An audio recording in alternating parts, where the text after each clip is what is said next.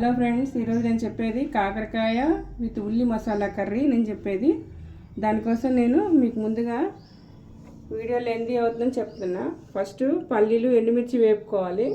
తర్వాత తీసేసి ధనియాలు జీలకర్ర వేయించుకోవాలి. తర్వాత ఎండు కొబ్బరి వేయించుకోవాలి. తర్వాత దీన్ని పక్కకి తీసుకొని ఉల్లిపాయలు కూడా డ్రై రోస్ట్ చేసుకోవాలి. ఇవంతా అయిన తర్వాత మళ్ళీ మీకు చూపిస్తాను.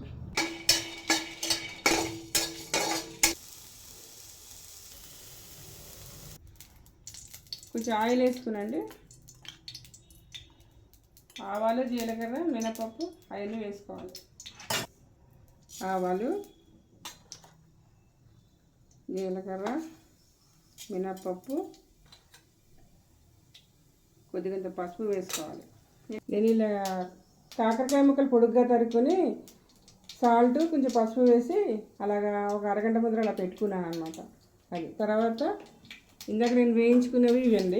ఇది పొడిని చేసుకుంటాను. ఇందులో ఏమున్నాయంటే ఎండు కొబ్బరి, ధనియాలు, పల్లీలు, 2 ఎండుమిర్చి వేసి వేయించుకున్నాను కదా, డ్రై రోస్ట్ చేసుకున్నాను. కొంచెం ఉల్లిపాయలు, ఒక వెల్లుల్లి రెబ్బ, కరివేపాకు వేసి వేయించుకున్నాను, డ్రై రోస్ట్ చేసుకున్నాను. ఇప్పుడు ఇది పేస్ట్ వేరేగా చేసుకోవాలి, ఇది పేస్ట్ వేరేగా పొడి వేరేగా చేసుకోవాలి. తర్వాత ఇప్పుడు మూకుడు పెట్టే పోపు చేశాను కదా, చేసిన తర్వాత వేగిన తర్వాత మీకు తర్వాత చూపిస్తాను. ఇప్పుడు ఉల్లిపాయ పేస్ట్ వేయాలండి. ఇందాక మనం డ్రై రోస్ట్ చేసిన ఉల్లిపాయ, కొంచెం వెల్లుల్లిపాయ, కరివేపాకు కలిపి వేస్తున్నాం కదా, ఆ పేస్ట్ చేసి వేయించాలి. వేగిన తర్వాత ఇలా నీళ్లు పిండేసేసి, ఉప్పు పసుపు వేసాం కదా, నీళ్లు పిండేసేసి ఇందులో వేసేయాలి. ఇప్పుడు దీంట్లోకి పసుపు, ఉప్పు,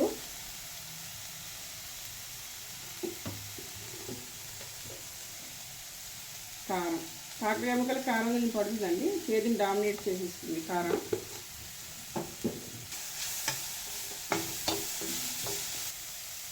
చింతపండు పులుసు అండి.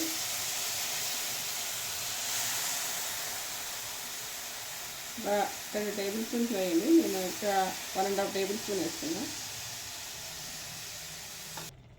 ఈ స్టేజ్లో ఇందాక మనం పొడి చేస్తున్నాం కదండి, ఆ పొడి వేసేయాలి. తర్వాత కొంచెం బెల్లం కూడా వేసేయాలి. 1 టేబుల్ స్పూన్ అంత బెల్లం వేసేయాలి. కొంచెం నీళ్ళు పోసేసి ఉడకనిద్దాం. అయింది, ఇట్లా ఉంటుంది, సెమీ గ్రేవీ టైప్లో ఉంటుంది. దీని మీద మీరు కొత్తిమీర చల్లుకొని తినచ్చు.